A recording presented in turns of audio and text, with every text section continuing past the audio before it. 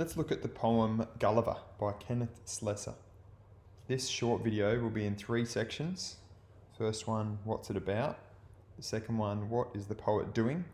So we've got some technical analysis in there, techniques and styles. And thirdly, what human experiences are in play in Gulliver. Firstly, take a moment to call to mind a short list of pressures or frustrations that you face each and every day. Write them down if you like, but otherwise just hit pause and think of 5 little pressures that you're under. It could be homework, social media, keeping your school uniform tidy. Think of 5 little things. So we'll come back to those in a moment. Audiences of Gulliver, especially at the time it was published in 1932, knew straight away that this was referencing the famous story of Gulliver's Travels, first written 200 years earlier. In Gulliver's Travels, the main character finds himself taken hostage by a civilization of tiny people who tie him up with hopeless, thin ropes. This is what Slessor refers to in Gulliver.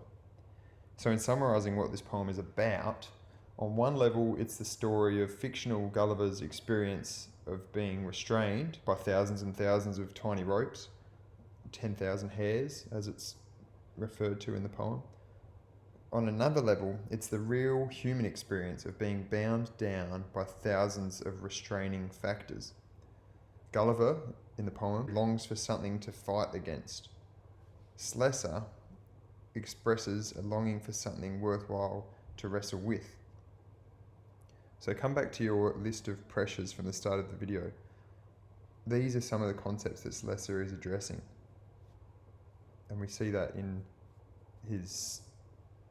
one of the stanzas towards the end, where he lists off what some of these incessant restraints or worries or concerns that humans deal with. Love, hunger, drunkenness, neuralgia, debt, cold weather, hot weather, sleep, age. They're like those tiny hairs that are tying down Gulliver. Essentially, Slessor is writing about futility. And on the back of the First World War and the Great Depression, we can imagine the sense, as he's writing this, a sense of what's the point? So what is the poet doing? If we look at the poem, we can instantly spot some use of metaphor, and we can spot some things like assonance or alliteration. But we can go a little further than those techniques. What is Slessor doing with the overall structure and the tone? When we talk about tone, we are talking about word choice. So the tone is what may be angry, bitter. So if that's so, then what words is he using to create that angry or bitter tone?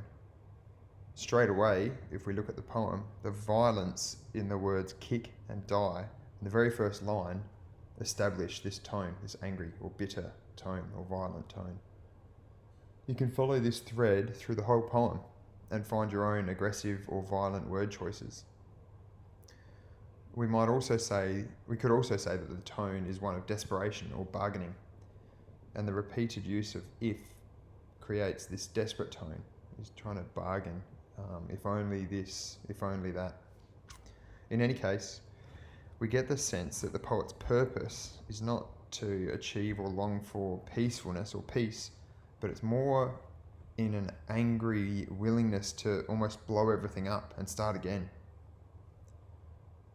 So what does this mean for human experience? What are the messages and themes that you could tap into in analysing this poem? One, there's an expression of pain in the poem.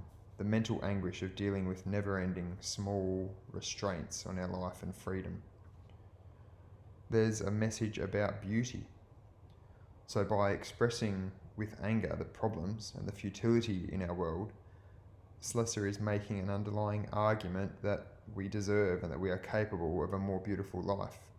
So by talking about the opposite of beauty, he's talking about beauty. So two ways of viewing it then. If you look at it from a point of view of this is an expression of what life is, then essentially it's about the human experience of pain or frustration or any number of words that you might like to use to describe that negativity that's captured in the poem. Futility would be another one. If you look at it from a point of view of here is what life should be like, or here is what life could be like, then it is a poem about calling for something greater. And perhaps we would use words like beauty or purpose to describe what the poem's about if we're looking at it from that angle. His suggestion is that our life should be rich, challenging, and consequential, as in making a difference on things.